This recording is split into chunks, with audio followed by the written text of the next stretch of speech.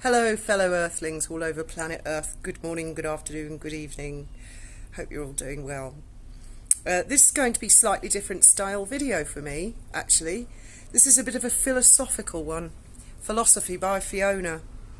And there's maybe a little bit of a religious warning in it for people who just, not into that at all, or people theorising about life after death and things like that.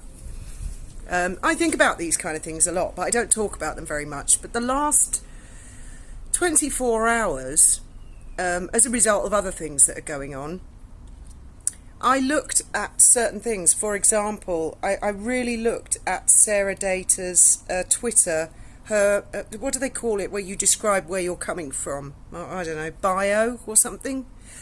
And her bio is something along the lines of, she hates bullies, cyberbullies, and she wants to destroy them. Well, if Sarah's watching this, I completely agree with the sentiment. I really do. But I'm guessing she's a lot younger than me. And if she's older than me, then she hasn't been through certain life experiences. Because, yeah, I was a lot like that when I was younger.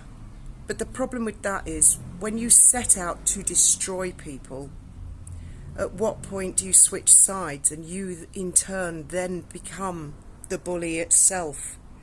So you set out with all the best intentions to defend people who've been bullied because you've experienced it, or someone you care about or love has experienced it, and you hate bullies and you want to hurt bullies. But at what point, when you really start getting into it, do you become the bully themselves? And you become vindictive and you become bitter. And that's something you've got to watch out for, that you've got to be careful of. And Christopher Boozy also. I truly like to believe that he created Bot Sentinel, again, for magnificent reasons, to clean up trolls on the internet. I mean, I think we're all in agreement with him on that one. Nobody likes it. It's not nice. And there are people out there who are more tender-hearted than others who take it to heart. And some people, especially teenagers, they can actually take their own lives. Older people can take their own lives, and that is not funny at all. So the idea of an app like Bot Sentinel, I believe, was born well, I prefer to believe that than he just thought, I'm going to scam a load of money off someone. But I'm not saying he is. I get the impression that that was the idea of it.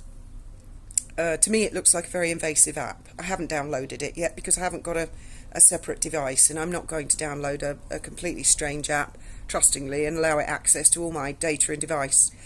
And also, interestingly enough, he has only had about 5,000 downloads on Google Play. I haven't looked at Apple Store because I'm not an Apple person. That's not very many. That's not a very successful app. But I understand the sentiment behind it, and there are other apps on Google Play of a similar nature. Well, perhaps not quite so invasive. But again, at what point? Because, I mean, a man who's clever enough to develop an app like that, and I've seen him interviewed on YouTube by various people, he comes across as very smooth, charismatic, charming. I don't know if it is him who's in charge of his own Twitter or someone else, but on his tweets, he comes across as vindictive, spiteful, childish, very... I hate to use the liken it to this, but like at school when kids would go, nah, nah, nah, nah, nah. It makes him look like a prat. So I don't know if it's actually him who's tweeting, or he's got some personal assistant who's making him look like a complete dick to the rest of the world. But I think he needs to look at that aspect of it. Because it's not enticing to people. It might make some victims of bullying feel better for momentarily to think, yeah, stick it to them. But in the long run, a lot of companies who want to deal with things and may want to work with him, they'll see that kind of behaviour and think, I'm not touching that with a barge pole. No way. So I don't think it's a particularly successful marketing ploy. But I don't know where he's coming from, or if he's doing it for free, or if he's crowd-funded by some fanatical Meghan Markle fans. Now, the thing is, this is where the sort of religious part comes into it. For many years, I believe that when people die, they can still see us. And not only that, when they die, they see the whole picture. They may see things that they didn't know when they were alive and think, holy crap, I really did that person down because I thought they did this, that and the other to me, and they didn't after all that. They were innocent and I made their lives a misery. I better put that right now. I truly believed this because, and I've come to believe it more and more and more as I've gotten older, because every person I have ever known who has died, something has happened to me quite soon after their death, and I know it's come from them. They've put something right, or they've cleared something up, or they send me some sort of a message. Every single person, without exception, that I have known who has died. Well, actually, there was one I never heard anything from again, and that was very odd because she was really religious. But there was one. I don't know what happened there. But anyway, so I believe it's the only way I can liken it is to like the Big Brother. Does anybody remember the TV show Big Brother, where they put a load of contestants in a house, they isolate them from the rest of the world, and they give them challenges and stuff, and they leave them in there long enough that human beings in a confined space, or you get a bit ratty with each other, don't they? But the world is, they're live on TV 24 hours a day, I believe, on the Big Brother. You could go and watch them on the internet, and they forget that they're being watched. They just end up in this bubble in the house, and then you get some of them that are quite snidey and two-faced, and the audience outside is like, I don't like that person, boo. Remember the boos? And then you get another person in there who's trying to keep the peace, and they're getting it in the neck from everybody, and the audience are going, oh no, victim, my hero, oh, and then they want to boo the bad guy even more, and then they have the eviction night, don't they? When they come out to someone like Davina McCall, they all think, oh, I'm marvellous, I'm so famous, I'm going to be cheered left, right and centre, and the ones that are booed, they're quite shocked. In fact, there was a particular one, I won't name her, I'm sure everybody remembers. They couldn't have a live audience when she came out of the house. They were fearful for her that she would be attacked, and she had a terrible, terrible time.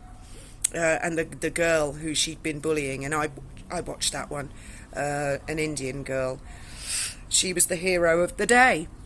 So I liken it to that dead people are watching us, we're still in the game, and situations are thrown at us in life, and we literally have a choice, just like God says. We have a choice between good and evil. And just because you get an opportunity to have a dig at somebody, and you don't like that person, and you've every reason to have a dig, doesn't mean you have to do it. Because I believe we're all being watched. I don't act the way I do because I worry I'm being watched, by the way. I love my own conversations when I get up there, I'm sure you can imagine. For example, me and my family, we had a couple of people in our lives, about 5 or 6 years ago. They were awful. They were awful. They tormented us. They stalked us. They harassed us. They were physically here in the area. They were absolutely dreadful. I'm not going to go into what they did, but it went on for about 2 or 3 years, and they tormented everyone at work and people in the local community. I mean, they were really, really, really unpleasant people. And we finally managed to get rid of them. Come hell or high water. Don't ask how. And they went away.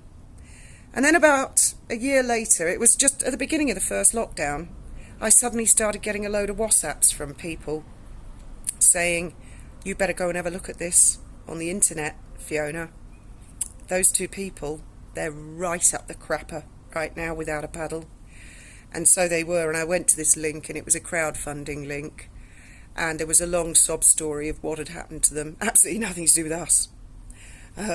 They had gotten themselves into some hot water. I mean, probably one of the most unimaginably horrific situations. And they were crowdfunding to try and desperately find a way out of it. And everyone who WhatsApped me said, go on, plunge the knife in now, Fiona. Stick the dagger in. This is your chance. They made your life a hell for 2-3 years. And I said, no, I won't. They've got enough on their plate. They're nowhere near me. I couldn't care less. I'm going to get on and live my life in the lockdown, which none of us knew where that one was going, did we, at the time? But I just left them to it. And I, to this day, have no idea now what happened to them. I mean, one of them was in prison here in Spain, and big time shit, big time trouble. But I had the opportunity. I could have had the crowdfunding closed down. I could have told crowdfund plenty. I thought it's nothing to do with me. It's none of my business. Let them walk their own path in life. If they choose to go through life behaving like utter dickheads, and I mean really the reason they ended up in all that shit, because this is a fairly cosy community down here, especially us expats, we all stick together and try and help each other out. There's no social security down here. There's no safety net. You know, it's like the Wild West. So when you make friends, you look after your friends, you're loyal to your friends, and they'd shit on just about everybody in Gib and here in Spain. Nobody was for helping them. No one at all. They were on their own. And actually, I think other people had stuck the knife in with them because they'd been so bloody awful. So if you choose to walk through life behaving like a complete, excuse my French, swear word warning, cunt, your life is not really going to progress. You're only going to hurt yourself. Those people hurt themselves. And I dare say they haven't changed. They won't have learned a lesson from that. They'll continue and continue. And I was actually talking to someone this morning. A lot of people have said to me, why didn't I sue Sussex Police for all the false imprisonment and that? And I've always said, life's too bloody short. Yes, it was horrific. Why don't I hold it against the Daily Mail? Because it's over and done with. You know, I'm only talking about it now with you guys because it's a historical thing, and I'm trying to hopefully pass on a bit of advice. Not that I'm good at advising people, but you've got to move on in life. And I said to this person this morning, the people that I covered for back in the day, and that's the reason I ended up having to go on the run and be Britain's Most Wanted by the Daily Mail and all that, was because two quivering, yellow-belly little cowards, two men, clearly who should wear skirts, no offence, trans community, I don't mean it in that respect, I mean they are proper yellow little chickens, I have not gone out of my way to take revenge on them. I dare say one day they'll both see these YouTube videos and they'll think, holy crap, she lives in Spain, she's still with Graham, she's got two fabulous kids, and she watches wild dolphins for a living. How much more insulting could God have been to my enemies to say, here you go, Fiona, go watch some wild dolphins. Might as well have given me a job looking after mermaids or swimming with them. I mean, it's magical. Obviously, it's got its ups and downs and its trials and tribulations, but on the whole, we have a big laugh on our boat, our battered old boat. We have a huge laugh down here in Spain. We're not rich people, but how is that for revenge?